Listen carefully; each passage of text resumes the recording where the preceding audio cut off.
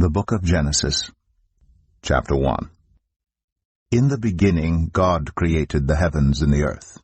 Now the earth was formless and empty.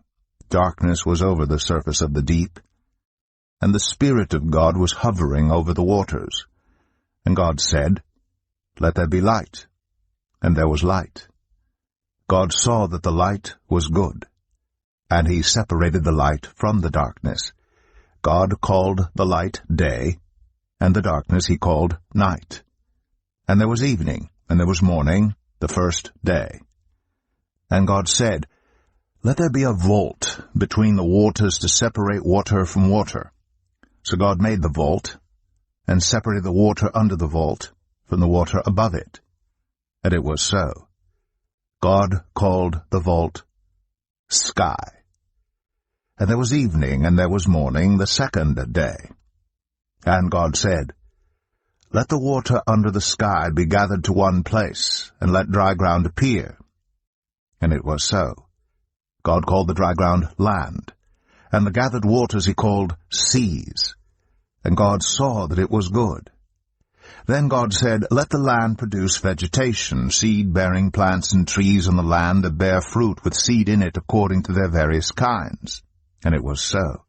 The land produced vegetation, plants bearing seed according to their kinds, and trees bearing fruit with seed in it according to their kinds. And God saw that it was good. And there was evening, and there was morning, the third day. And God said, "Let there be lights in the vault of the sky to separate the day from the night, and let them serve as signs to mark sacred times and days and years. And let them be lights in the vault of the sky to give light on the earth." And it was so. God made two great lights, the greater light to govern the day, and the lesser light to govern the night. He also made the stars. God set them in the vault of the sky to give light on the earth, to govern the day and the night, and to separate light from darkness. And God saw that it was good. And there was evening, and there was morning, the fourth day. And God said, "Let the water teem with living creatures, and let birds fly above the earth across the vault of the sky." So God created the great creatures of the sea and every living thing with which the water teems and that moves about in it, according to their kinds, and every winged bird according to its kind. And God saw that it was good. God blessed them and said, "Be fruitful, and increase in number, and fill the water in the seas, and let the birds increase on the earth."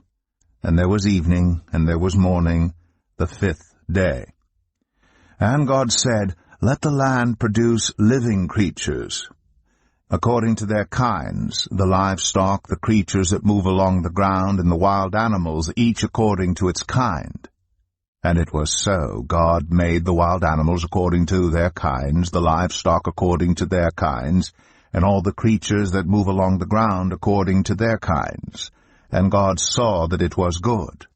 Then God said, "Let us make mankind in our image, in our likeness, so that they may rule over the fish in the sea and the birds in the sky, over the livestock and all the wild animals, and over all the creatures that move along the ground."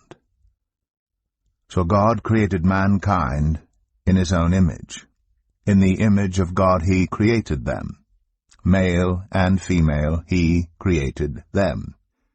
God blessed them and said to them, "Be fruitful and increase in number, fill the earth and subdue it, rule over the fish in the sea and the birds in the sky, and over every living creature that moves on the ground."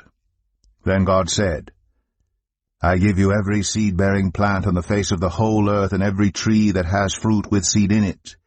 They will be yours for food.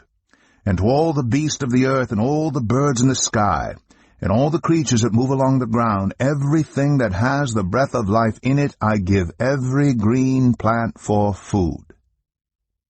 And it was so. God saw all that he had made, and it was very good. And there was evening, and there was morning, the sixth day.